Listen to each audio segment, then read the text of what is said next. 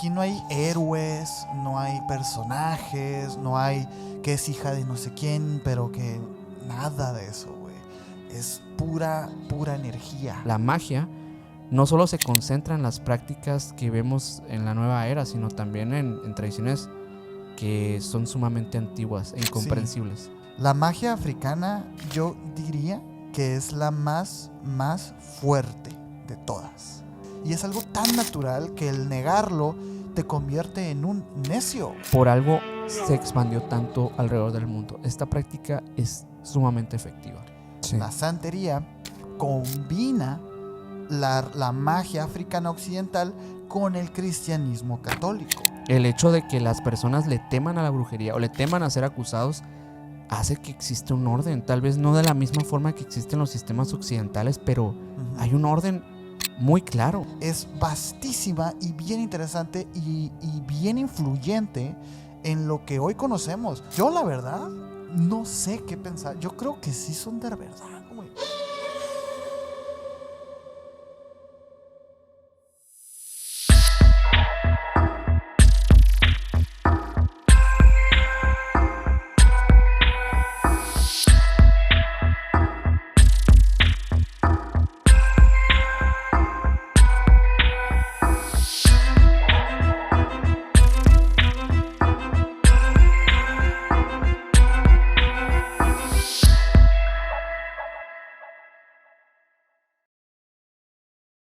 ¿Qué onda, Minor? ¿Qué onda, Sergio? ¿Cómo estás? Muy bien, aquí otro capítulo más contigo. Pues sí, estamos hoy de distinta gala porque estamos hablando de nuevas temáticas en el canal. Sí, muy interesantes. Es que es abrir una caja de Pandora esto. Sí, tal vez, no sé si ya salió el otro episodio que grabamos hoy, pero la verdad es refrescante tocar nuevos temas que también ya hemos abordado de cierta forma en épocas antiguas de este podcast, porque ya tiene muchos años este programa. Sí, ya no es nuevo. No es nuevo. Pero si tú eres nuevo, bienvenido. Bienvenido. Y además estás entrando en una nueva etapa porque estamos en un nuevo año en el que la verdad traemos muchísimos temas que van a estar súper interesantes para abordar. Así que, bueno, los invitamos a que si es así, si vas llegando, se suscriban a este canal, nos sigan en todas las redes sociales como Emisiones Podcast. A mí me pueden seguir como Minor Cordón en Instagram. A mí como Castellón Sergio en Instagram. Y a Maker y Mike como Michael99 en Instagram. Y el señor tiene 2 canales de YouTube para que vayan y lo sigan, porque ya viene el segundo cortometraje del buen Mike, ¿eh? Así es. De hecho, quiero decir que Mike recomendó este tema. Ah, sí, Mike es el autor intelectual de este tema. Así como de este programa en general. él mueve los hilos. El día de hoy vamos a hablar de las prácticas ocultas que ocurren en África. Y es que, fíjate, o sea, la magia africana yo diría que es la más fuerte de todas. Donde proviene la mayoría de la magia contemporánea, ¿no? De cómo la conocemos y de cómo se practica. Algunos dirán que la egipcia, que la cristiana y todo eso, pero a ver, magia africana. Egipto está en África, recuérdenlo, güey. Es una locura hasta dónde se remontan los primeros pistitos de una tradición espiritual o una conexión directa con la naturaleza. Y además, creo yo, tradiciones que se han conservado también a lo largo de la historia, que hasta el día de hoy hay tribus tan herméticas que no conocemos en su totalidad de las prácticas. Digo, el tema, por ejemplo, la reducción de cráneos y este tipo de cosas es algo que a mí siempre me llama mucho la atención, en el sentido de que se me hace algo muy, muy curioso, que incluso hasta fantástico. Yo pensaba que era algo... Cuando estaba niño, ¿no? Creía que era como de historias nomás. Pero conforme te vas empapando un poco de la información, te vas dando cuenta que pues, son tradiciones muy antiguas y que no significan... No es algo de terror, no es algo como que quiere dar miedo, sino que son parte de las representaciones de las mismas tribus, en el sentido de querer proyectar algún mensaje, querer simbolizar ciertos actos, incluso en muchos casos cosas que vemos nosotros como muy, muy oscuras, muy, muy feas, en realidad para ellos son cosas pues honorables, ¿no? Y eso es parte de lo que hace tan diferente la cultura la cultura y las tradiciones que tienen que ver con la brujería en África. Hablando específicamente de esta región, pues hay diversas prácticas que hemos visto en la cultura popular, sobre todo últimamente, que se ha popularizado mucho el tema en los podcasts y todo esto, y también en películas. He visto mucho en muchas películas que se ha hablado más abiertamente, no solamente del vudú, que el vudú yo creo que es de las principales en el sentido de términos populares, pero hay otras prácticas que en los últimos años, por ejemplo el yoruba también, que se ha hecho muy famoso, incluso se ha mezclado pues desde siempre con la santería, pero ha hecho que las personas conozcamos un poquito más del contexto de estas prácticas y nos da un ojo mucho más grande que la magia no solo se concentra en las prácticas que vemos en la nueva era, sino también en tradiciones que son sumamente antiguas e incomprensibles. Sí. Hay algo que llegó para quedarse en la modernidad, que es el concepto del bien y el mal. Y yo creo que es bien interesante analizar la perspectiva de la magia africana en correlación con esos términos, porque ellos no hablan de bien y mal, ellos hablan de equilibrio. Así es. Y es tan básico que yo creo que de verdad deberíamos regresar a eso, ¿no? Y estoy hablando de tradiciones que se remontan a 100,000 años atrás. Entonces, hablándolo de esa manera, por ahí hemos dicho antes que la modernidad o el humano moderno empezó a registrar su historia hacia apenas unos 5,000 años atrás, ¿no? Sí. ¿Qué pasó entonces en esos otros 95,000 años? Lo cierto es que es muy probable que nunca lo llegamos a saber. Así es. Pero lo que sí sabemos es que hay vestigios de espiritualidad desde entonces. ¿Qué quiere decir esto? Que realmente el ser humano, como naturaleza, tiende a creer en poderes superiores para entenderse a sí mismo en su vida diaria y en su contexto, y es algo tan natural que el negarlo te convierte en un necio, güey. Así es.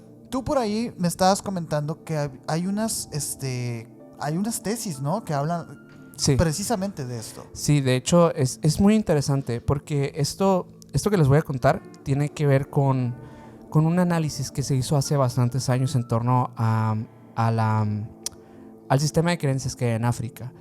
Esto fue llevado por Max Gluckman, un señor que fue un destacado antropólogo sudafricano.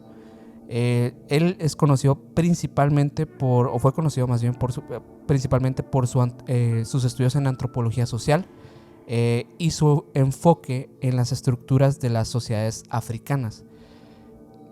Este señor estudió en la Escuela de Economía y Ciencia Política de Londres, pero llevó sus estudios enfocados principalmente en esta zona del mundo, ¿no?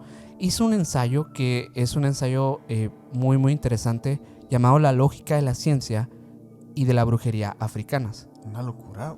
Es una locura porque Gluckman aborda en este ensayo cómo las sociedades africanas entienden y practican la brujería y cómo estas prácticas tienen una lógica no solamente de esta forma esotérica, sino que tienen una lógica interna que responde a preguntas sobre la casualidad, la moralidad, las relaciones sociales, fenómenos totalmente normales de nuestra sociedad, de nuestro entorno. Este análisis no pretende desacreditar las tradiciones africanas como algo burdo, como tonto falso, o falso, o folclore, ¿no? Exacto. Sino que más bien propone una nueva perspectiva de visión de estas tradiciones, o sea, cómo ellos de alguna forma pueden ver su entorno y analizarlo con estas creencias y no con la ciencia propiamente. Como nosotros sí tenemos que explicarnos, por ejemplo, que el sol sale a tal hora, exacto, que gira en una órbita, bla, bla, bla. Y esa explicación nos hace la lógica para entender nuestra realidad. Pero en África, no propiamente esta creencia, pero diversas creencias. Es un ejemplo. Diversas creencias van en torno a dar estas mismas explicaciones, pero con una perspectiva enfocada en las prácticas ocultas de la brujería. Gluckman argumenta que aunque es distinta a la ciencia occidental, no es una práctica ilógica ni irracional. Es una forma de comprender y explicar el mundo basada en esta tradición cultural específica. Según él, estas prácticas se sostienen por la experiencia y la observación dentro de su propio sistema de creencias. Por ejemplo, en las sociedades donde la brujería es una creencia dominante, se utiliza para responder preguntas que la causalidad física no se aborda completamente. Por ejemplo, si alguien enferma, la ciencia puede explicar que se debe a una infección. Pero en la brujería se responde a por qué esta enfermedad le afecta a esta persona en este momento. A la madre. Este enfoque no niega la causa física, sino que añade una capa social y espiritual, sí, a esta misma explicación, pero es en esencia lo mismo. Sí, o sea, no dicen, ay, a la bestia, es que, uy, Sí, es que es muy complejo, güey, porque hay mucho, o sea, la forma en la que lo planteaste hace que deriven un montón de otros conceptos para entender esa frase. Exacto. Y es igual con la ciencia, o sea, digamos, es que esto no es pseudociencia, es como, a la bestia, creo que es como lo que nos querían decir los antiguos astronautas. Exacto. Las antiguas explicaciones de la ciencia. O sea, antes de la presciencia, ¿no? Como la presciencia. Como en la alquimia. O sea, querían explicar los procesos químicos de algo que no se conocía porque no había química, no había como tal los procesos de la tabla periódica y todo esto. Pues en África pasa lo mismo con la brujería y sigue vigente. Y sigue vigente. Eso es lo curioso. Que no se haya roto. Porque a diferencia de, como dices, la alquimia sí queda obsoleta. Claro. ¿Por qué? Porque es sustituida por la química, que es como un proceso más sistemático. Que está basado en un método científico. Exacto. Pero ese método científico, no lo olvidemos, sí tiene su sustento y su fundamento, y no vamos a venir aquí a decirles que es falso. Sin embargo, se le ocurrió a alguien, así como estas creencias, y siguen siendo igual de válidas. Es como la relevancia, la validez referenciada. Es como un... Ay, no sé, quiero que me sigas hablando de eso. No, y es que es una locura porque no solamente nos explica de esto. O sea, no solamente son estos cuestionamientos que tú te puedes hacer en torno a tu realidad, sino que también Gluckman sugiere en esta hipótesis que él tiene que la brujería actúa como un sistema de regulación social también. Sirve para mantener el orden al reforzar las normas y los valores comunitarios, ya que el miedo a ser acusado de brujería limita ciertos comportamientos. Claro. Esto tiene un sentido, o sea, el hecho de que las personas le teman a la brujería o le teman a ser acusados hace que exista un orden, tal vez no de la misma forma que existen los sistemas occidentales, pero hay un orden muy claro para estas tribus.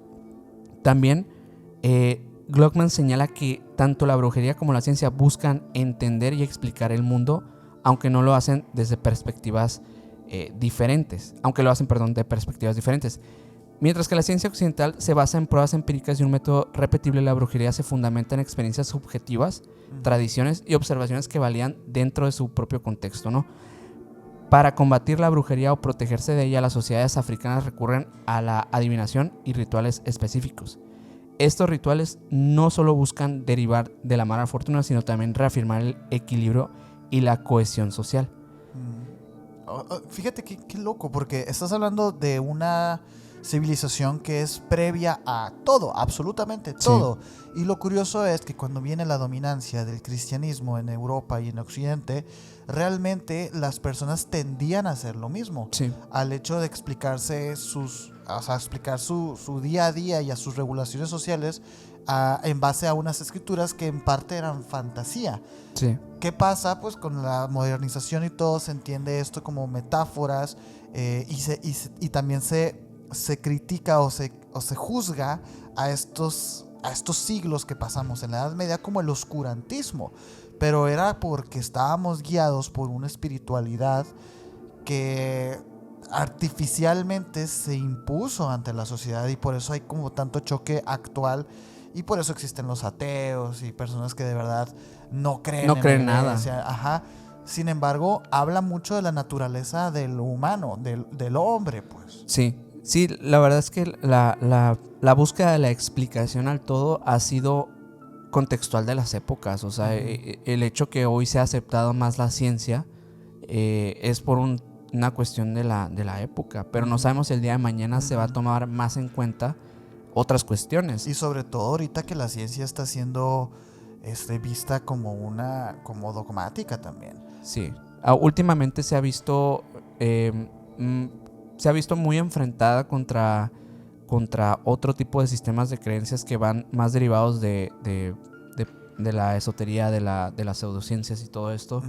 Cosa que yo no veo para nada malo, porque creo que todo hay que cuestionárselo. Incluso la metodología científica tiene sus limitantes. O sea, hay una frase que acabo de escuchar hace poquito que me encantó, que decía, ¿por qué te enojas conmigo, Señor? O sea, hablando de Dios, ¿no? ¿Por qué te enojas conmigo, Señor, si tú me diste el razonamiento para precisamente eso, cuestionármelo todo? Sí. A la bestia, ¿no? es bien curioso cómo se da la vuelta a eso. Cómo de repente te das cuenta de que si existe Dios y es omnipresente y todo es bueno, ¿por qué existe el mal? Ah, bueno, por esto y por esto y por esto otro. Y esas respuestas no te satisfacen. Y empiezas a buscar respuestas, y es cuando das, por ejemplo, o ya sea con sectas, si te va muy mal y te encuentras en un momento muy bajo de tu vida, o llegas a la ciencia y la ciencia sustituye ese credo que quieres alimentar, y te vuelves un científico pedante que a su vez es un vato que está promoviendo su iglesia, que es el laboratorio, ¿no? Y es eso, pues, ¿para qué te enojas conmigo, Señor, si tú me diste el don del razonamiento para cuestionármelo todo? Pero qué interesante. En esencia es lo mismo. En esencia es lo mismo. Y me llama mucho la atención que en la magia africana, que en África, que es la cuna de la humanidad, aún persista esa idea de darle peso a la espiritualidad antes que a otra cosa. Al hecho de poderte explicar todo sin tener que emitir un método científico o de verdad entenderlo hasta la molécula más pequeña, ¿no? Sí. No, aquí no necesitamos eso. Aquí el agua es vida. Sí. Y ya, ¿no? O sea, sí, el hecho de que pues existen estos conceptos, ¿no? La brujería como connotativo es una forma, es algo negativo, ¿no? Pero la magia es algo que está en constante latencia en las creencias de África. Magia pura. Magia pura. Es la, pues es su cosmovisión, se basa en la magia, en que todas las fuerzas naturales y espirituales están en todas partes, en todo su sistema de creencias y de decisiones sociales. Y digo, tanto los brujos como los curanderos, los chamanes, son vistos como figuras importantes. Puede ser negativa o positivamente, ¿no? Sí, porque tienen cierto poder. Tienen cierto como poder. sabiduría, pues. O un poder, ¿sabes? Como la política. Sí. Como algo así, como un sacerdote. Es bien curioso eso, ¿no? Esos conceptos, fíjate, eso es mágico también. El hecho de que cuando se habla de poder político, se entiende perfectamente, ¿no? Y dices, claro, ¿no? Sí. Pero cuando te digo poder mágico, no. Es como que no. Pero es básicamente lo mismo. Sí. No sé, como que... Es la subjetividad de la magia, ¿no? Sí, güey, pero es que la magia nada más puede vivir así. Sí. Oye, pero bueno, esto obviamente es un contexto nada más para que vayamos entendiendo de algunas cuestiones de cómo se ve la magia y la brujería en esta región donde toda la vida ha existido. Hay diversas prácticas, ¿no? que hemos ya mencionado en algunos episodios. Hemos hablado del vudú. No hemos hecho un episodio del vudú, pero hemos hablado de él. Fíjate que yo antes de entrar a eso quería hacer como una pequeña línea de tiempo, sí, va. Como para entender de dónde viene, porque es verdad que últimamente también han habido muchos programas en los que aparecen esta palabra que hace unos años nadie conocía, que era el yoruba. Muchísimo. O el vudú, que eran los muñequitos. Sí. Realmente no tenían mucho que ver los muñequitos. O sea, sí, pero hay mucho más en la práctica. Hay muchísimo más. Y quería ver y ir escarbando a ver cuál era, pues, básicamente el origen y cómo esto había llegado a nosotros, pues, ¿no? Y vi por ahí que los primeros vestigios que hay como de una religión o de unas creencias vienen aproximadamente desde hace 100,000 años atrás, como te mencionaba ahorita, y es en unas cuevas, que son las cuevas de los Blombos en África. 100,000 años. 100,000 años, estamos hablando de cuando apenas el homo sapiens le había ganado al... Ni siquiera hay conocimiento de una sociedad de hace 100,000 años. Pero se encuentran estos. O sea, en las cuevas del Blombo se encontraron herramientas de ocre que representaban grabados geométricos consideradas unas de las primeras expresiones simbólicas de la humanidad. O sea, eran herramientas, estoy viendo, ¿no? Porque el ocre es un derivado del hierro. Eran herramientas de hierro. Estaban hechas, o sea, había tecnología, ¿sabes? Claro. Había tecnología, y este ocre, precisamente, que se cree que fue utilizado en rituales. ¿Por qué? Porque al no encontrarse, pues, en la naturaleza se tenía que hacer, y tenía un gran valor, pues, tenía un procedimiento. Y eso lo hacía mágico de alguna manera, claro. y era usado en rituales. Esta es muy importante porque la utilización del ocre en ceremonias sugiere una conexión entre el arte, la espiritualidad y el poder simbólico. 3 cosas que, a ver, en la actualidad, y estoy hablando de actualidad porque, a ver, 100,000 años atrás, y de hablarte de actualidad estoy hablando de 5,000, 6,000 años, o sea, sí. Esos 3 elementos, el arte, la espiritualidad y el poder simbólico, es lo que forjó al cristianismo. O sea, es de verdad, los mayores artistas de Europa eran encargos del Vaticano o de la iglesia. Son 3 elementos que inconexos totalmente uno del otro se repiten. Eso habla entonces de una naturaleza de creencia, pues, ¿no? Bueno, después hay otra que se estima que es de 70,000 años atrás, wow. Que es la cueva de Border. Aquí se encontraron artefactos tallados y organizados, junto con herramientas de piedra y conchas marinas perforadas, probablemente utilizadas como adornos de rituales también. Es que no quiero que entiendan la palabra ritual con la importancia y el peso que significa. O sea, sí. El ritual, ¿qué es, güey?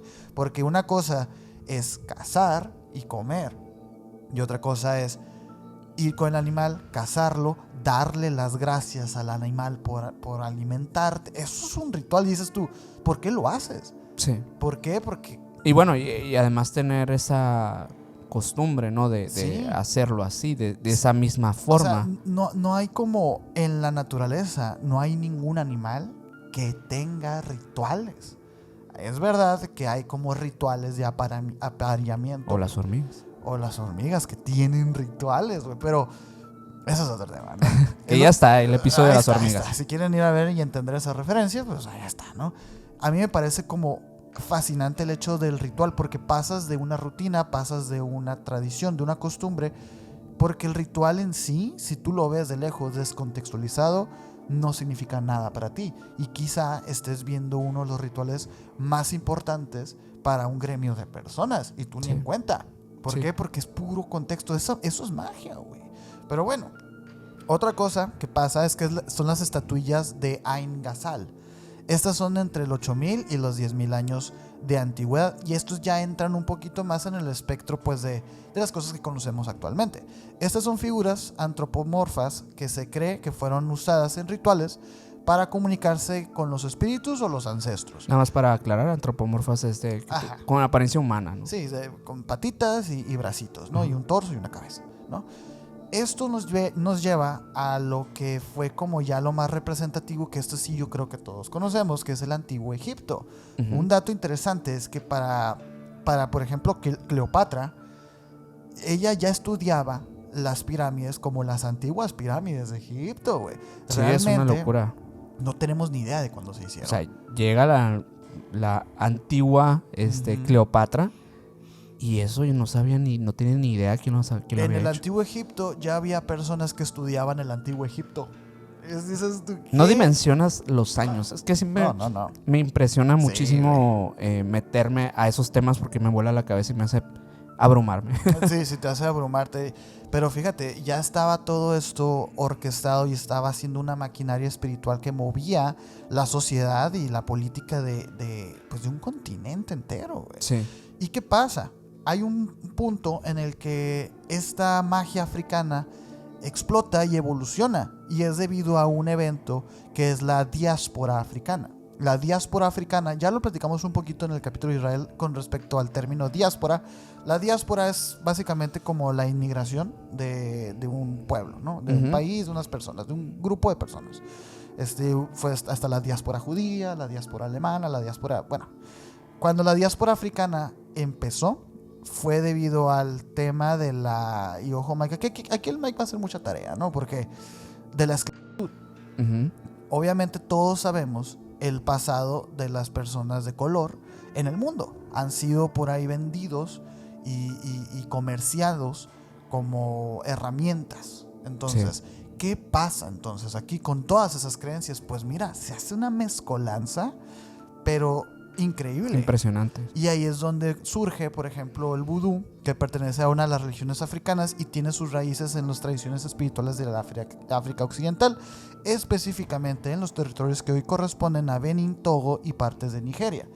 En estas regiones se les conoce como Vodun, como el Vodun, una religión que abarca creencias animistas, o sea, con los animales, cultos a los ancestros y un complejo, pero complejísimo panteón de deidades.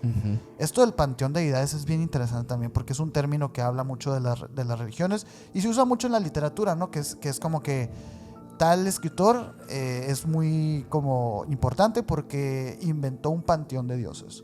El panteón de dioses es como ya una creencia, una religión completa, pues, ¿no? Sí. A través del comercio transatlántico de esclavos del vudú, fue llevado ahora sí que al Caribe, a América Latina y América del Norte, donde esto llegó a transformarse en religiones sincretistas como el vudú haitiano, el candomblé brasileño y la santería cubana. Por eso tan parecido el nombre, porque de ahí viene la creencia, ¿no? O sea, es que es vodún, pero luego como que se transforma a vudú. Sí, la religión, como tal. ¿Tú qué tienes, por ejemplo, del vudú, güey? Pues mira, fíjate, con eso que dices, el vudú, que dicen que se desarrolla como una religión animista, basada, o sea, es decir, animista quiere decir basada en creencia en espíritus. Estos son llamados, así como bien lo dijiste ahorita, voduns. Se dice que el término también de vodún significa espíritu o divinidad. Esto obviamente te habla de una raíz súper así pura, ¿no? De la religión. Es de que Dios. Sí, de que la religión de Dios. Pues ahorita que comentabas esto del comercio, es muy interesante esto que mencionas porque este comercio del transatlántico hizo que estos millones de africanos fueran llevados también a las Américas. Y justo el hecho de que hoy en día en Nueva Orleans, por ejemplo, también existan muchas historias relacionadas a, por ejemplo, Marie Laveau, que era la reina del vudú. La reina del vudú, güey. Una práctica que era 100% africana, de las creencias más primitivas en el sentido de la magia africana. ¿Por qué se encuentra en Estados Unidos, no? ¿Por qué es tan popular? Pues justamente por eso que mencionas ahorita, ¿no? Por esta... La diáspora africana. Exacto. El hecho de que el vudú sea considerado, de hecho, hoy en día como una práctica recurrente y de hecho de las más practicadas alrededor del mundo, es justamente por eso que pasa. Y con el tiempo obviamente se empieza a convertir en otras derivantes del mismo. Pero bueno, en el vudú se reconoce la existencia de un dios supremo llamado Bondice, que la traducción sería del francés llamado el buen Dios. Bondice es considerado creador del universo para aquellas personas practicantes. Pero este Dios, a diferencia tal vez de un Dios cristiano, es un Dios que es distante y no interactúa directamente con los humanos. Fíjate que hay algo bien interesante que distingue a la magia africana de las demás magias, ¿no? Porque conocemos las historias de Quetzalcóatl, bueno, de todas estas deidades mesoamericanas, ¿no? Sí. Existen también todo el reconocimiento que hay con Abraham, el primer judío, la división entre Jehová, Yahvé y todo esto. Es como que historias muy complejas y muy complicadas. En cambio, la magia africana es bien sencilla. O sea, en cuestión creación del mundo. Sí. Porque hay historias en los vikingos, oye, que Odín, que el Yggdrasil y un montón de planetas y un montón de mundos. Es como historias muy chonchas, sí. Una mitología muy rica. Y cuando te metes, por ejemplo, a la magia africana, es de que es Dios y ya. Así es. Y me encanta, o sea, porque es muy puro, es la explicación de la naturaleza y de la existencia misma. Como ahorita lo decíamos al inicio, es su forma de ver el mundo y las interacciones incluso a nivel de la realidad, de la sociedad, de cómo funciona el mundo, ¿no? Aquí no hay héroes, no hay personajes, no hay que es hija de no sé quién, pero que nada de eso, güey. Es pura energía y me encanta. Sí. Y bueno, de hecho todo esto que mencionas, digamos que de cierta forma yo lo veo como que ellos, todas estas energías que catalogan como los loas en el vudú, son que la traducción de los loas serían como, o las agrupaciones más bien serían como en familias o naciones, son representaciones de las fuerzas naturales. Por ejemplo, entre las que más destacan están los Radaloas, que son espíritus benevolentes, que están asociados principalmente con la fertilidad, están asociados con la protección, con sabiduría. Si te fijas, son cosas que están entre nosotros, ¿no? Sí, que es imposible negarlas. Así es. Hay, por ejemplo, un espíritu llamado Dambala, que es el espíritu de la sabiduría de las serpientes, que básicamente pues son espíritus que proveen esto mismo, la sabiduría. O sea, que en la búsqueda de la misma, estos espíritus se pueden caminar a esto. Los Petroloas son espíritus que suelen ser o son más agresivos y están asociados más que nada a las batallas, a la justicia, a la magia más poderosa, más imponente, ¿no? Entre ellos, por ejemplo, está Erzulie Dantor, que es una protectora de las mujeres y el hogar. Hay para todo. O sea, literalmente hay una encomienda para cada fuerza de la naturaleza, y dígase no solo de la naturaleza, sino también de la naturaleza humana. El G de Loas, por ejemplo, son los espíritus de los muertos también. Estos son liderados por Barón Samedi, el Loa de los cementerios y la muerte. Okay. Pues en el vudú los ancestros son muy venerados, son considerados incluso protectores espirituales, al igual que en muchas culturas de Mesoamérica también eran vistos así. Se cree que pueden influir incluso posterior a su muerte en la vida de los vivos, y son vistos prácticamente como, en una traducción tal vez más occidental, como santos, ¿no? Uy, ahorita vamos a entrar con eso de los santos, ¿eh? Sí. El alma humana en el vudú, digamos que es distinto porque se divide en dos, que es el gran ángel bueno, que representa la fuerza la fuerza vital y la conexión con los loas, y el pequeño ángel bueno, que es la personalidad y la esencia individual. Esta alma puede ser influenciada por los loas y otros factores también espirituales. Y ahora, ya sé que mucha gente pues dice, bueno, ¿qué onda con las muñecos? Las prácticas y todo esto? Pues resulta que en el vudú hay varias herramientas. No propiamente, te digo, no son como los rituales y ceremonias, pero hay herramientas y objetos que son muy asociados popularmente, como los muñecos, ¿no? Los muñecos vudú son muy asociados con el tema de hacer daño, ¿no? Como hacer daño a tus... Sí, de hecho, o sea, Hollywood ha hecho un gran trabajo con eso, ¿no? Con estigmatizarlos. Sí, pero mucho. En realidad estos muñecos son más utilizados por las comunidades, los practicantes del vudú, para curar, para traer amor, para proteger, para resolver conflictos. En realidad son vistos como para otros usos. Es un talismán. Es que, como mencionas, o sea, el muñeco no es como, digamos, el mayor exponente del vudú. O sea, no es una religión que se basa en hacer muñecos. Exacto. Creo que eso es lo que más se ve en Hollywood, sí. Pero no es en sí. De hecho, amuletos hay muchos. O sea, hay otros. Los amuletos, por ejemplo, gris, que son pequeños. Aquí vamos a poner una imagen de esos. Son pequeños paquetes que contienen hierbas, piedras, cabello o escritos que se consideran sagrados y se usan también para la protección, para la suerte, para la influencia mágica también. Ellos también hacen uso de los altares, ¿no? Que en muchas culturas se ven. Cada loa tiene un bebé, que es un símbolo sagrado dibujado en el suelo durante los rituales para invocarlos. Porque sí, de hecho las ceremonias que regularmente tienen en el vudú son ceremonias de invocación. Se realizan pues mediante estos típicos cánticos con tambores. Aquí vamos a poner algunas imágenes de eso también para que lo vean. Sí, otra cosa que es bien interesante también de las magias africanas es que es muy de las vibraciones del tambor. Sí. O sea, y eso también habla de una frecuencia, de como algo más interno, y exacto, que hasta hoy en día se confirma que ese tipo de resonancias o de frecuencias de onda, de sonido, tienen una implicación como introspectiva a la hora de la espiritualidad de los feligreses, ¿no? Sí, así es.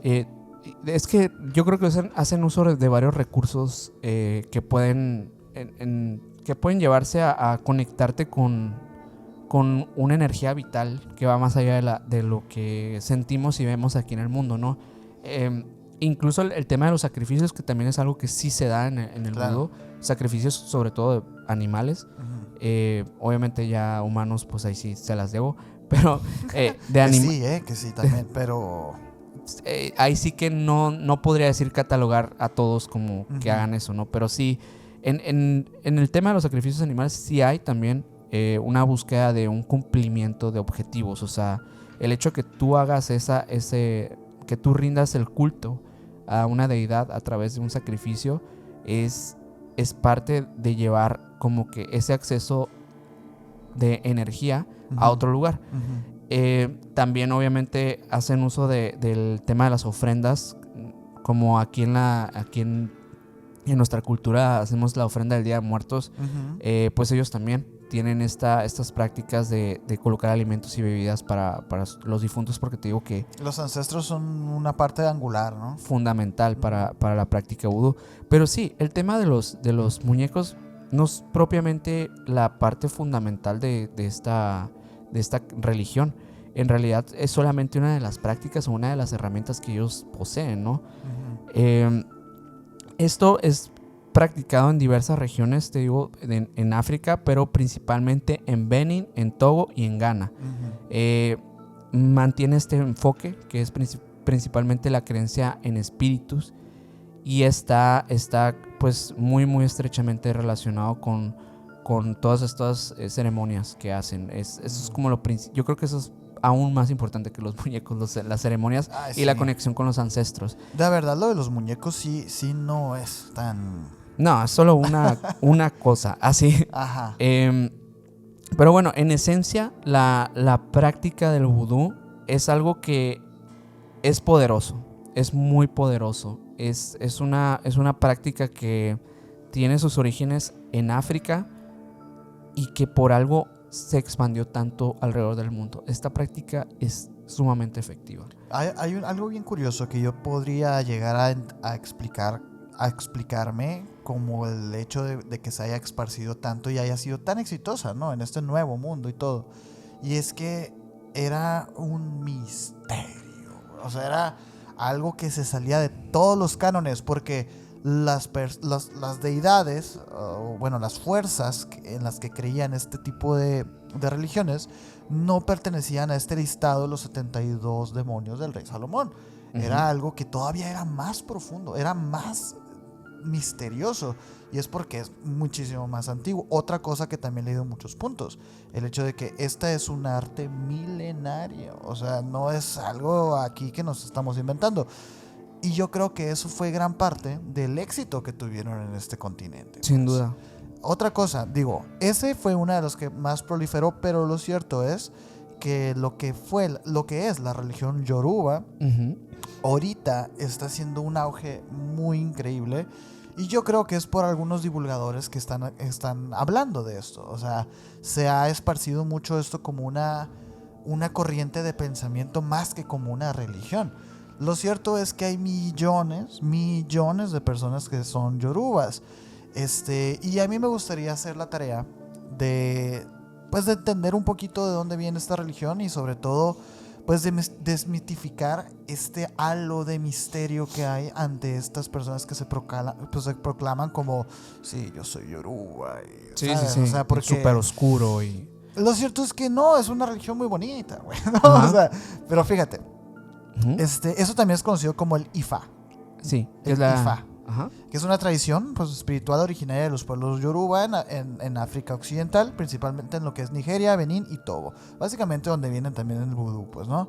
Es una de las religiones tradicionales africanas más conocidas y ha influido significativamente en las tradiciones espirituales de la diáspora africana como la santería, el candomblé y el vudú.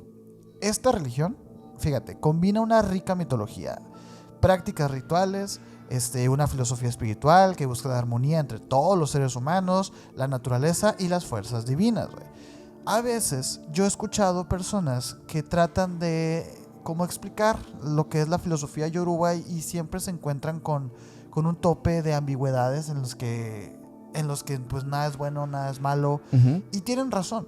O sea, realmente esta religión, esta creencia es previa incluso a esas categorías de bien y mal. ¿Por qué? Porque es completamente primitiva, pues, y es muy, muy, muy pura. Mira, en la religión yoruba, Olodumare es el dios supremo, ¿no? Es el dios supremo, y los orishas, que son las deidades menores, son las que gobiernan distintos aspectos de la vida, muy similar al vudú que nos acabas de explicar. Sí. Los ejemplos de los orishas principales, porque obviamente para cada rasgo de la vida hay un orisha, pues, ¿no? Ajá, claro. Está el Shango, el Oshun, el Yemayá, el Ewa, Optalá y Ogun. Son estos los conocidos como las 7 potencias. 7. Es interesante, ¿no? 7. Pero mira. 7 es mágico. El 7 es muy, muy mágico, ¿no? Shango es el orisha del trueno, la justicia, la fuerza, te digo, el amor, la fertilidad, los ríos, el mar, la maternidad, el guardián de los caminos, mensajero divino. Todo estos son significados de estas 7 potencias, pues, ¿no? Sí. Ahora, los Ajogun, que son los espíritus de la adversidad, no malignos, no malos, no demonios, de la adversidad, güey. De las cosas no tan positivas. O sea, yo diría, mira, es que es la adversidad. Por ejemplo, el Iku es el de la muerte. Podríamos decir que la muerte es negativa. Depende de cada cultura. Es más bien una adversidad, ¿no? Está el Arun, que es la enfermedad. Visto como lo que nos acabas de decir muy al principio del capítulo, la enfermedad es interpretada como una adversidad, no como un mal, pues, no como el jinete de la enfermedad, ¿sabes? O sea, claro. El Ofo es la pérdida, el Egba son los conflictos y el Epe son las maldiciones, güey. ¿Qué pasa? Hay una relación muy clara entre las entidades divinas del Yoruba con las del cristianismo. De hecho, hay deidades, como las que les acabo de mencionar ahorita, a quienes se les atribuye un santo cristiano. Y vamos a tratar de encontrar una foto aquí, que es, por ejemplo, estos orishas, que son denominados así como les decía ahorita, ¿no? Pues Shango, Shun, Yemayá, el Ewa, todos estos están como conectados directamente con alguna virgen, con algún santo. Y esto tiene una explicación. Y es porque cuando llegan los africanos a estos lugares, a estas tierras, ya había un cristianismo establecido. ¿Y qué pasa? Había personas que intentaron entender estas religiones, tanto el vudú como el yoruba, y ellos crearon algo que después sería llamado la santería. La santería combina la magia africana occidental con el cristianismo católico. Es por eso que, por ejemplo, si tú vas con un santero, con un brujo, un curandero, como quieras decirlo, no es raro que veas estampillas de santos. Claro. ¿Por qué? Porque no es incongruente. Y fíjate, yo he pecado de eso. Yo pensaba, a ver, o sea, si estás haciéndome esta limpia buduista o de Yoruba, ¿por qué tienes santos? ¿Por qué tienes al San Judas allá, no? Bueno, porque la santería lo permite.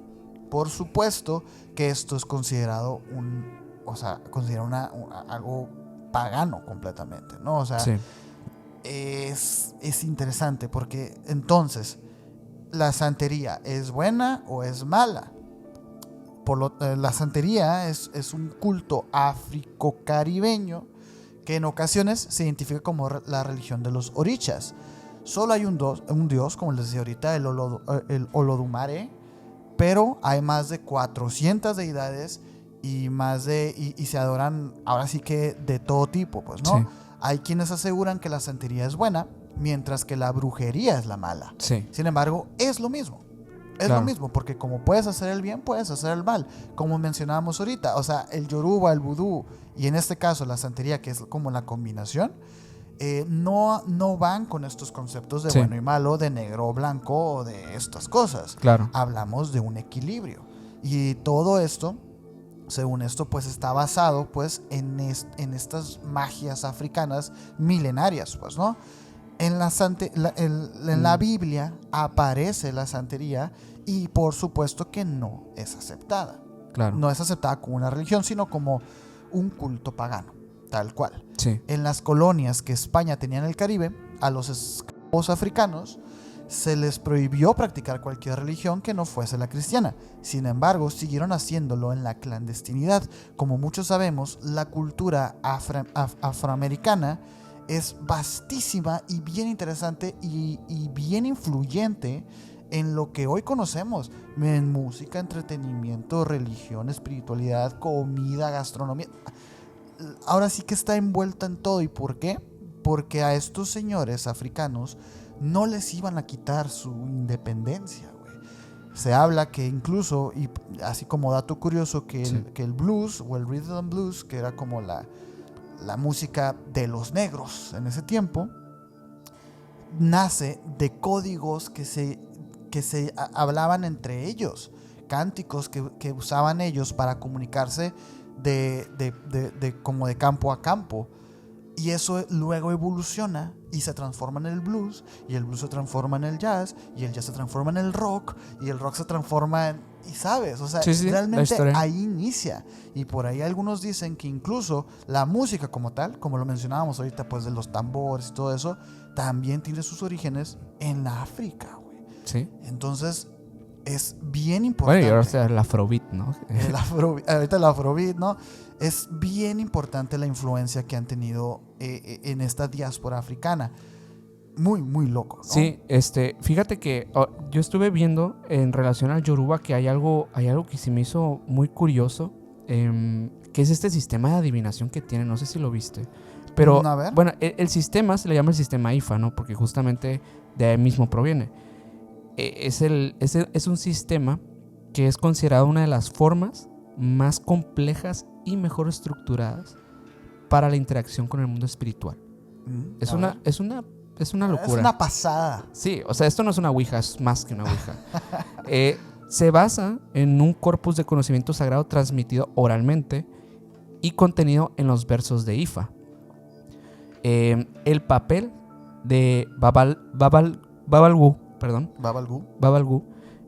Disculpa, los nombres de repente... De repente ahí como que no tengo bien practicado el africano. Sí. Es un sacerdote de Ifa, entrenado para interpretar los mensajes divinos a través del sistema de adivinación. De hecho, o sea, la traducción sería literalmente padre del misterio. Su formación puede durar años, puede durar muchísimo tiempo, porque requiere un conocimiento muy profundo del Ifa, ¿no? Las herramientas que utilizan es un tablero sagrado donde se trazan marcas durante la adivinación. También se utilizan nueces de palmas sagradas utilizadas para realizar estas consultas. Como tirar los caracoles. Exacto, es como un tema así. Igual vamos a poner unas imágenes para representar mejor esto. El corpus de conocimiento contiene 256 signos o versos de Ifa, cada uno con múltiples interpretaciones y enseñanzas. El padre del misterio hace una consulta para diagnosticar el problema de una persona, por ejemplo. Este es un proceso.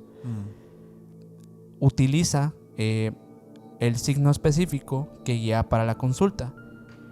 Y después proporciona una orientación basada en el Odú, que puede incluir rituales, sacrificios u ofrendas para equilibrar las energías. Es como un proceso que se usa para adivinar ciertas cosas que pueden derivar de problemas o otras cosas y otorgar soluciones. Esto es una de las prácticas más antiguas de la adivinación y dicen que de las más difíciles de hacer. Probablemente de las más acertadas que hay. Probablemente, güey.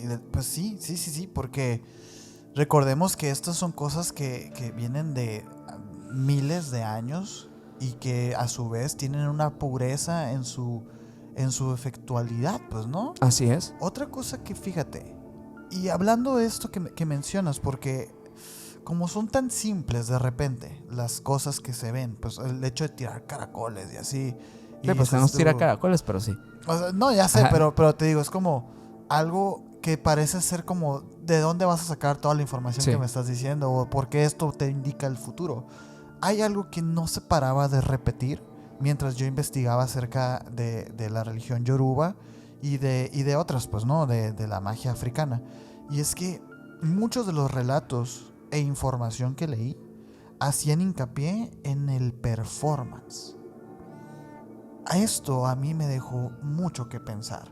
Sí. No por el lado de que sea falso, ojo, sino más bien como un tema ahí, crowleyano del telema, así como de hacer la parafernalia para hacer a la otra persona creer lo que estás haciendo.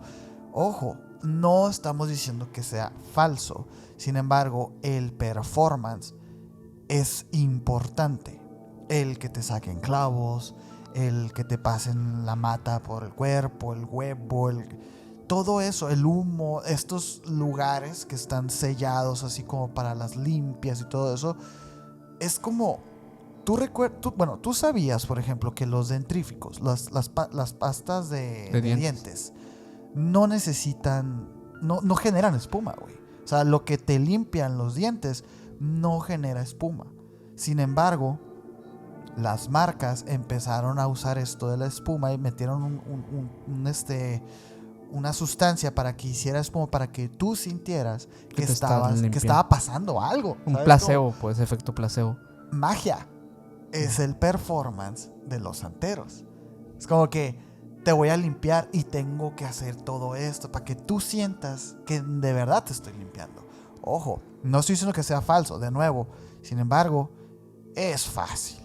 Es fácil, entonces. Hay gente que no cree en el efecto placebo, ¿eh? Hay gente que cree que no existe, pero creo que es. Pues esa gente nunca va a recibir los beneficios del efecto placebo. Exacto. Es que de eso se trata. De hecho, no sé si recuerdas esta representación como de estos guardianes, ¿no? De los Sangbetos. Que los hemos mencionado en episodios. A mí, la primera vez que los vi me parecieron fascinantes. Yo todavía me sigo quemando cinta con eso. O sea, aquí vamos a poner fotos para que se acuerde. Incluso un videillo, para que entiendan. Sí. ¿Cómo los podemos describir para la gente que no está viéndolos? Son unos conos de paja que giran. En tamaño proporción persona. Sí, 1,5 metros, 2 metros. Parecen como chocitas así de... Sí, como chocitas, como unos conitos de palma así que van girando, que bailan, ¿no? Ajá. Y lo sorprendente aquí es que abajo no hay nadie. Nada ni nadie. Uy, es una locura. ¿Qué piensas de eso? A la bestia, güey. Yo investigué. Eso es del vudú, ¿verdad? Eso es del vudú. Yo investigué, ¿no? Ajá. Acerca de estos señores, los Sangbetos. Se supone, la creencia indica que estos salen como a bailar en un festival, ¿no? Son 4. Los 4 salen y empiezan a bailar. No todos bailan igual. O sea, hay unos que bailan menos, unos que bailan más, ¿no? Dentro de ese ritual, de repente entra un sacerdote, pues, de esta religión, y empieza a hacer como un ritualito en medio del campo, en el que saca un polvo amarillo, y saca como unas inscripciones y empieza a rezar, y en eso sale un quinto Sangbeto, y se acerca directamente a donde estaba hecho ese pequeño altarcito. Ajá. Supuestamente ahí empieza a bailar más y lo absorbe. Después da luz a otro San Beto. Ok. Pero ese San Beto es como toda una cosmovisión impresionante, porque ese San Beto que es recién nacido es como travieso y le sale un falo dentro del conito. Sale un falo que se mete y se saca. Ajá. Y pues asimila un acto. Un falo, vaya, ¿no? Y pues la creencia es como que es travieso y la chingada, ¿no? Lo que ellos creen, o lo que más o menos estamos viendo representado en el festival, son estos 4 pues San Betos, pues estos chocitas de paja, y tienen su leyenda, obviamente, ¿no? Se supone que había un rey guerrero de antes que vistió de repente a unos semidioses. Uh-huh. Los vistió como de fantasmas para que asustaran a la tribu rival. Sí. Se supone que estos salieron y empezaron a bailar porque adentro tenían a este dios. Entonces estaba así bailando, y esto crea este festival, y ese es el objetivo, como representar de nuevo esa lucha. Y de hecho varias como tribus hacen el mismo ritual, pues para demostrar poder, etcétera, ¿no? Lo interesante de todo esto es que es un performance que al final de cuentas van las personas, levantan el San Beto y abajo no hay nada, güey. Entonces como que... Y esto lo hemos visto en videos de TikTok. Salen videos, güey. Es una locura. A mí me parece... Hay unos que bailan, pero que hasta marometas dan y que no hay nadie adentro. Y es inexplicable, y de hecho las personas que van pues les parece algo fascinante. ¿Por qué? Porque si estamos hablando de una fuerza natural, milenaria del ser humano, tienen el poder de hacer esto. Yo la verdad no sé qué pensar. Yo creo que sí son de verdad, güey. Sí. O sea, no sé. Es que lo fácil es pensar que hay alguien abajo. A ver, antes no existía el internet. Ajá. O sea, apenas hace poco empezamos a ver estos videos porque existió la plataforma de TikTok. Uh-huh. Pero años atrás no se veían estos videos. O sea, No. A lo mejor si te metías a buscar en YouTube, tal vez encontrabas alguno, pero algún documental, tal vez por ahí. Uh-huh. Pero no era algo que se documentara constantemente o algo por el estilo. ¿Qué propósito tendría el hecho de crear esta falsedad, ¿no? Uh-huh. En la antigüedad. O sea, sí, hablando de una qué? tradición que igual y puedes decir que te metes tú al cono y no pasa nada, ¿sabes? Uh-huh. O sea, no sí, cambia. como en muchas otras tradiciones Que representan. Sí. Están los dragones estos chinos, que son como una fila de personas y van con el dragón, y es la representación de un dragón. Claro. No yéndonos tan lejos, de la danza del venado de aquí. Danza del venado, no es un hombre venado, es una persona con vestimenta que asimila un nahual. a un nahual. No es un nahual, ¿no? Pero creo yo que no tiene sentido que lo hicieran. Que lo creen para un público viral. O sea, no tiene... No. Y aparte se ve, obviamente que esto no aparece en las grandes capitales de África. Estos son en tribus que son hasta cierto punto marginadas. Uh-huh. Y que sufren de escasez de recursos muy, muy grande, ¿no? Entonces, ¿para qué? ¿Para qué? Y eso también apunta un poquito como el hecho de, bueno, ¿y qué tanta tecnología puedan tener ellos, güey? Para crear a un ser, pues, o sea, para que tenga rueditas o algo así como de alguna manera tecnológica. Sí. O sea, sí parece ser algo hecho a mano, que está girando y abajo no hay nada. Es una locura. Y bueno, yo no sé si te ha tocado ver estos videos que a mí ya me parecen falsos. Sí, ya sé dónde vas. En lugares de África que supuestamente hay personas que les lanzan maldiciones porque, como bien dijimos al inicio de este episodio, en África también hay un estigma bastante negativo en torno a la brujería. O sea, hay personas que le tienen terror, pavor y... Es que a lo mejor conocen las implicaciones de dicha brujería. Exacto. Y bueno, lo que estos videos exponen es algo bastante absurdo, al punto de risorio también, porque ponen personas que supuestamente se están convirtiendo en animales. Uh-huh. Personas sentadas que salen con piernas de burro, uh-huh. que son pues buenos efectos prácticos, vaya lo que se alcanza a ver. Sí, por supuesto. Pero pues son evidentemente falsos, ¿no? Y creo una vez en algún live lo analizamos uno de ellos, ¿te acuerdas? Y hablábamos de que pues es que son personas que necesitan... Ay, ¿cómo lo explico? Fíjate, antes, en la antigua Jerusalén incluso, pues tú tenías que demostrar que eras hijo de Dios. Entonces tú hacías cosas para que la gente lo viera y de esa manera pues se funcionaba como publicidad de alguna manera, ¿no? De que, mira, es que está por allá el Galileo, ¿no? Sí. Que hace estas cosas y no sé qué. Yo lo veo un poco así, como con esa primitividad de como la gente que pase vea las implicaciones de ser víctima de una maldición. Ajá. Porque obviamente hoy en día tenemos muy interiorizados los conceptos marketing, los conceptos publicidad, viralidad o comunicación incluso, pero hay tribus rurales en África en el que no tienen interiorizados esos conceptos y la forma de hacer como evidente un punto o un mensaje es hacer ese tipo de cosas, como de que miren los castigos de la brujería y ponen a una persona que tiene la mitad del cuerpo como burro y que se está transformando y está sufriendo, y es como pues para engañar, pero a su vez entran en el performance, en la espumita de la pasta de dientes. Sí. No sé cómo lo veas pues tú. puede tener que ver, pero sí creo que también hay cosas que definitivamente no son espuma en la pasta de dientes y que sí tienen... Como los sangbetos. ¿Tú qué crees de los sangbetos? Pues yo la verdad hasta el punto del día de hoy he visto videos que dicen desmintiendo sangbetos y no sé qué, y no dicen nada. Se ve claramente que hay una persona. Sí, es como que no se ve nada. Sí, o te dicen como explicaciones muy forzadas. Otros casos también como que te explican así como... Pues sí, como recreando la escena y dices, pues sí, pero no lo vi así como... No está igual. No está igual pues, o lo que tú quieras. Por lo cual yo creo que también...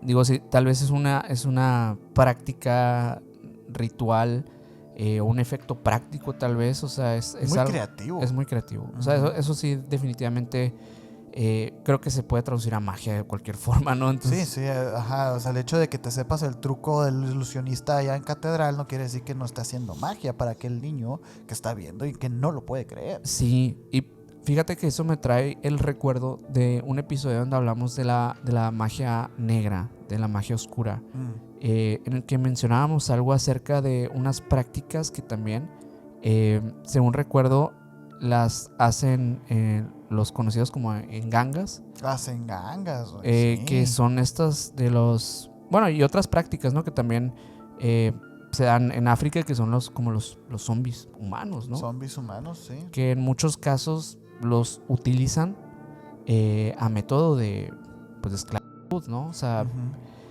y es una práctica que está muy conectada con la ciencia también, o sea, indirectamente. Sí.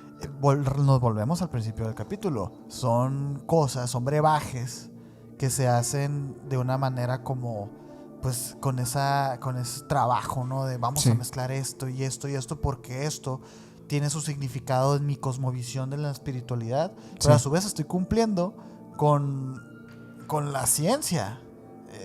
O sea, no sé, es como cuando decía Aleister Crowley, pues, o sea, el entender cómo funciona un imán no le quita sus propiedades mágicas. Y sí es cierto, solamente que estas personas actúan y obran en ese campo, en vez del campo de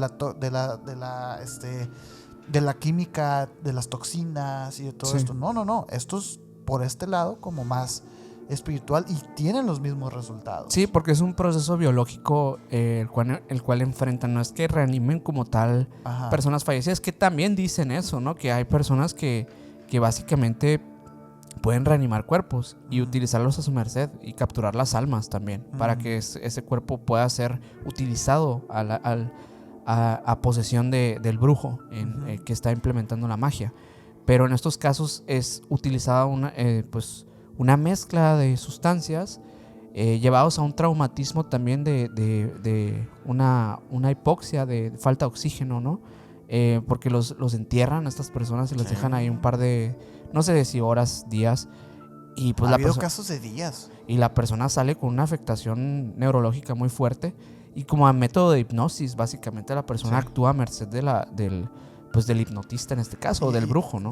O sea, sí, como de hipnotismo, pero también es muy biológica la cosa. O sea, el cuerpo de dicha persona y su cerebro están intoxicados.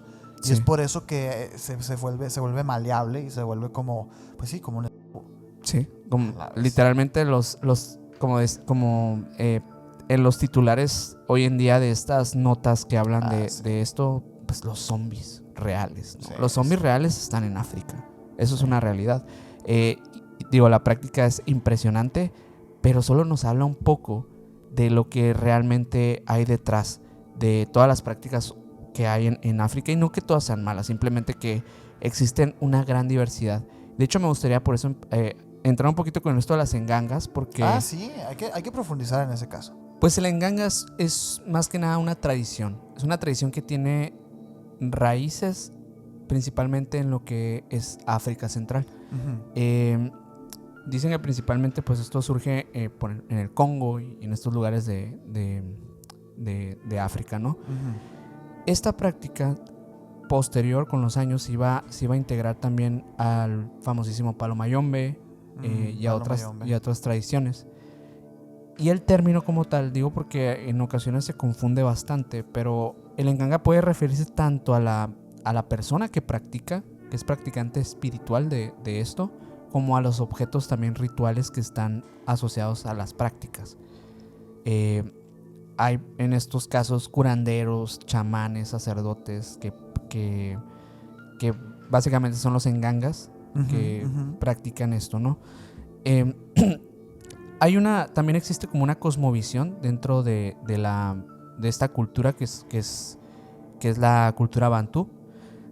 Los bantúes creen que el universo está compuesto de 3 planos también, que el mundo terrenal sería el mundo terrenal 1, donde pues estamos nosotros básicamente, el mundo espiritual y un inframundo, que es donde están principalmente los espíritus descontentos, vaya, o malignos, no sé si quieres verlos así. Pero en esta, al igual que en otras tradiciones, son muchas las asociaciones que hay con los antiguos ancestros. Básicamente juegan el papel de proteger también a los vivos, y también puede causar problemas para los que, digamos, que no están tan bien honrados, ¿no? O sea, son también los causantes de males y bienes, por así decirlo. Es un equilibrio cósmico. Ellos tienen a un dios supremo llamado Sambi, en Sambi más bien, porque es... con una N. Con una N, en Sambi. Es básicamente la fuente de toda la vida, quien crea la energía y la distribuye en el universo. Y tampoco se involucra directamente con los humanos. Su energía también está en los espíritus, está en los elementos naturales, en la vida como tal. Pues es una energía cósmica, ¿no? Como muchos nos gusta ver, yo creo que a Dios como tal. Sí. Pero hablando ya de las prácticas, esto nomás como un contexto, ¿no? Porque las funciones principales de la enganga son diversas. Una de ellas, que creo que es de las más populares, es la adivinación. Se puede interpretar señales del mundo espiritual para proporcionar una orientación y resolver problemas con esto. También se puede sanar con los engangas, utilizar hierbas, raíces, este tipo de cosas que también derivan de rituales. Pero es esta cazuela, ¿no? Pues depende cada cosa, porque son diversos rituales también. Yo pensé que la enganga era el que es como un bote, una cazuela así, al que le metes cosas, y esas cosas que le metes pues se iban a ver reflejadas en ti, ¿no? Sí, es que sí es, o sea, eso se puede considerar enganga porque es una de las herramientas que se utiliza. Okay. Eso sí es un enganga.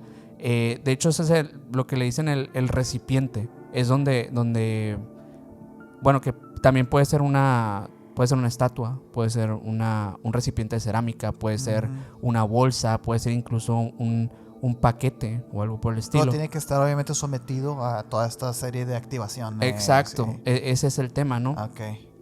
Hay una carga espiritual que contiene también, en muchos casos, la concentran con hierbas, con huesos, con piedras, con conchas, con otros materiales que poseen, digamos que, propiedades simbólicas y mágicas. También hacen uso, por ejemplo, de clavos, de cuchillos. Están incluso decorados con con diversos símbolos y cosas para la activación del poder. Muchos de estos, que también les llaman los Inkisi, son específicamente para tratar ciertas enfermedades que pueden ser de mucho padecimiento, de sufrimiento, de dolor. Para la protección, se colocan en hogares muchas veces como símbolos de protección. Así como los duendes, así como... Exacto, como en muchas tradiciones, incluso irlandesas, ¿no? Que hacen uso de simbología, runas y este tipo de cosas, pues es básicamente algo muy, muy similar. Y también, de hecho, hay rituales que van en torno a la justicia, en torno a donde se invoca a espíritus para resolver conflictos o cosas muy específicas para castigar culpables. Okay. Entonces, por eso se dice que incluso, y por eso se asocia tanto los engangas con las maldiciones, porque sí, los engangas también, en casos extremos, un Inkisi puede ser diseñado para enviar energía negativa hacia un enemigo, y es decir, pues dar como concepto que tenemos de un mal de ojo, ¿no? De un trabajo. Exacto, vaya. De un trabajo. Que, fíjate qué curioso, porque yo obviamente traía como una historia que quería englobar como todas las historias de este tipo, ¿no? Porque se habla de eso, pues de cómo hay personas, y esto es una historia que se ha repetido tantas veces que ya no importa ni siquiera la fuente, ¿no? Que es el típico de que es una mujer que está con un hombre y luego terminan la relación y resulta que el hombre estaba metido como en el tema yoruba, el tema buduista, el enganga y todo esto, y resulta que luego la mujer se enferma, ¿no? Pierde el trabajo, tiene accidentes, bla, bla, bla. Sí. Cuando va con uno de estos santeros, el santero le dice que tiene un trabajo y pasa a proceder a limpiar y a todo esto, ya sea con huevo, ya sea con las ramas estas, con humo, incienso, etcétera, y resulta que termina pues saliendo del problema. ¿Por qué lo resumo de esta manera? Porque no tiene caso contar una y otra vez la misma historia, güey, porque es la misma siempre es igual, y es curioso. Sí. Es curioso, llama la atención, pues. Sí, y fíjate que esas prácticas que muchas veces vemos como las engangas en torno a una, digamos que una maldición o a un trabajo que en casos muy extremos pues se va a querer destruir a alguien o algo por el estilo. Sobre todo se dan con este tema de la diáspora, ¿no? Porque sí, cuando se empieza a ir a otras prácticas, las antiguas prácticas africanas empiezan a tornarse un poco más oscuras. Un poco más oscuras. Bueno, el contexto que ellos estaban viviendo en este nuevo continente pues no era nada positivo también. Exacto. Y estas fuerzas de las cuales ellos habían crecido y creído toda su vida ancestralmente, pues empiezan a sacar sus armas. Sí. Y empiezan a hacer estas cosas, y es lo que le llama la atención a la gente, y por eso acude, sobre todo para atacar. Sí. Pero no, la magia africana es purísima. Sí, y bien, por eso mismo se dice que proviene como de las raíces pues más puras del espíritu, ¿no? Porque ellos creen en esa fuerza espiritual antes que en cualquier otra cosa. De hecho, eso que ahorita mencionabas del caldero es sobre todo en el palo mayombe, que es cuando usan este caldero, que ya me acordé a qué te referías. Es un caldero que regularmente se lo llevan a cementerios, ponen los, ¿no? Incluso huesitos humanos, ese tipo de cosas, y lo usan para diversas cosas también, ¿no? Pero sí deriva de muchas prácticas. Por eso es un poco difícil de entender también ciertas prácticas, porque ahora está tan diversificado que la magia o la brujería que hoy vemos, pues no es la misma que se practica o se practicaba en África. Eso es una realidad, y que también con los años, con esta diversidad que tenemos hoy en día de creencias, pues ciertas prácticas se han ido demonizando y llevado a un punto de connotaciones meramente negativas, ¿no? Pero yo creo que la magia en África pues es algo que es esencialmente puro, y como bien dijiste ahorita, no es malo, nada es bueno, simplemente existe porque es parte de... Es el equilibrio, pues. Es el equilibrio. Oye, yo quisiera cerrar con algo. Ok. Quisiera cerrar con algo porque... no sé ni cómo explicar esto. Te lo quiero contar de la manera más propia posible porque es algo con lo que yo me topé hace ya unos meses y que me encantó, ¿no? Y estoy hablando de la tribu Dogon de Mali.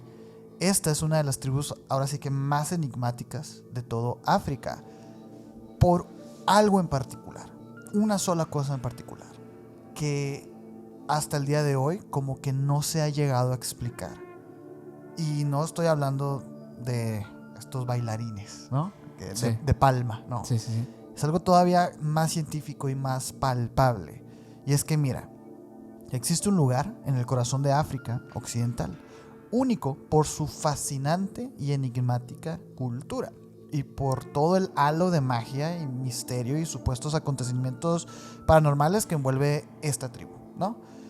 Este rincón tan apasionante del Sahel recibe el nombre del país de Dogon, el Mali, y se ubica en la zona fronteriza de Burkina Faso. Los dogones se caracterizan por su hermetismo, no dejan pasar a nadie y es de estas tribus que rechazan toda modernidad, rechazan todo concepto moderno, vaya. Toda civilización y todo, ¿no?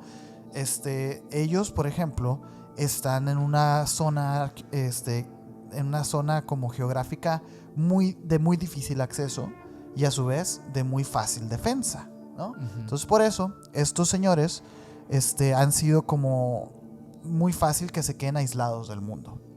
De hecho, donde ellos viven es casi imposible llegar y por lo tanto es como un lugar casi intacto por la humanidad, por lo que se ha considerado como patrimonio de la humanidad por la UNESCO. Esto fue en el 89 cuando pasa eso, ¿no? Se supone que su organización, a los estudios que han habido, porque obviamente sí han habido personas que viajan, que visitan, que conocen, pero siempre con un pasaje de vuelta, ¿no? O sea, nunca hay nadie que de verdad quiera quedarse a vivir con ellos. Lo cierto es que estos componen más o menos unos 400,000 personas, ¿no? Ellos practican una agricultura de subsistencia basada en el mijo, en el sorgo y en el arroz, la cebolla, los cacahuates y algunas verduras. También cultivan tabaco y disponen de ganado, ovejas, cabras y gallinas, ¿no? Producen una amarga cerveza local a base de sorgo llamado dolo. Estaría bueno probarla. Muy amarga, dicen. Habría que probar. La cultura dogona está estrechamente, y esa es la parte interesante, güey, está estrechamente conectada con el cosmos. Hay un ejemplo de este vínculo, que es el hecho de que ellos creen que sus semidioses, que son los llamados gnomos, o sea, N-O-M-M-O-S, sí, ya me acordé, sí. Ellos llamados gnomos provienen de una estrella en el cielo, en el firmamento. Una estrella que ellos, pues así, de ahí vienen. ¿Sabes cómo? Ellos decían que según sus ancestros, dicha estrella estaba formada por otras 3 estrellas, 2 de las cuales orbitaban en torno a la tercera, ¿no? Esta estrella pues era nada más como el hogar de los dioses. Así. Resulta, güey, que en 1995, 2 astrónomos franceses vieron que esa estrella en efecto era Sirio. Sirio mucho tiempo se creyó que era una estrella. Sin embargo, estos vatos en el 95 descubrieron que no, que era un compuesto de 3 estrellas, de Sirio A, Sirio B y Sirio C, y que la tercera, de hecho, estaba orbitando a las otras. La pregunta aquí es, ¿cómo sabían estos vatos? Esto se descubrió en el 95 apenas, ahora sí que con telescopios superpotentes, con unos métodos de medición complicadísimos y estudios matemáticos sobre los campos electromagnéticos. O sea, así una locura. Dedujeron que Sirio en realidad eran 3 estrellas y no una. Wow. Obviamente, estos señores... Al estilo de los mayas, así. En el 95 estos señores fueron como wow, ¿sabes? Sí. Gran descubrimiento, esto cambia las reglas de la astronomía, etcétera, ¿no? Pues los dogones ya sabían por lo menos hace más de 10,000 años que Sirio estaba compuesto por 3 estrellas, güey. A mí me parece una locura eso, güey. Porque, ¿cómo? Pues así como esos... ¿Cómo? Esos antiguos ancestros, ¿no? O sea, que estaban conectados con algo que vino y les dijo esa información, güey. ¿Quiénes? ¿Por qué? ¿Cómo? ¿Quién sabe?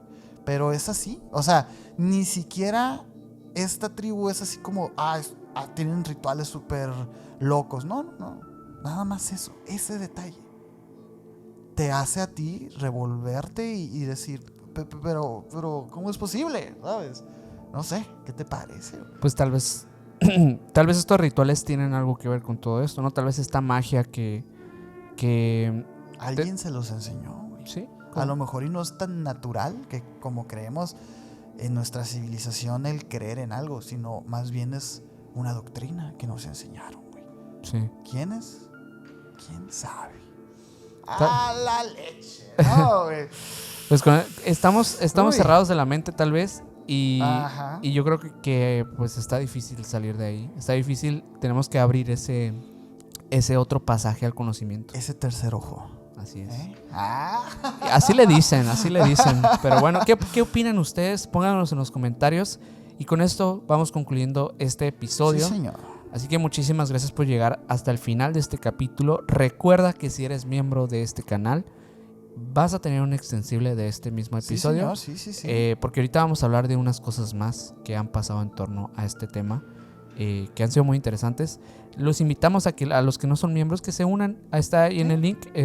Ustedes pueden ver las opciones, como gusten unirse. Hay mucho contenido ya arriba para los miembros del canal. Más de 100 videos disponibles por un precio súper moderado. Ustedes pueden elegir el precio, el rango, lo que ustedes quieran. Además de que apoyan el canal, se llevan contenido adicional. Pero muchísimas gracias por quedarse hasta el final. Suscríbanse si les ha gustado, dejen su like. También si estás en Spotify escuchando esto, síguenos por allá, dejas tus 5 estrellas. A mí me puedes seguir como Minor Cordón en Instagram. A mí como Castillón Sergio en Instagram. Ya pues Mike estuvo atrás en los controles apuntando todo y haciendo la magia de Mike. Como MikeGal99 en Instagram. Y el señor tiene 2 canales de YouTube para que vayan y lo sigan. Así es. Y bueno, con esto nos despedimos y nos vemos en la próxima. Bye.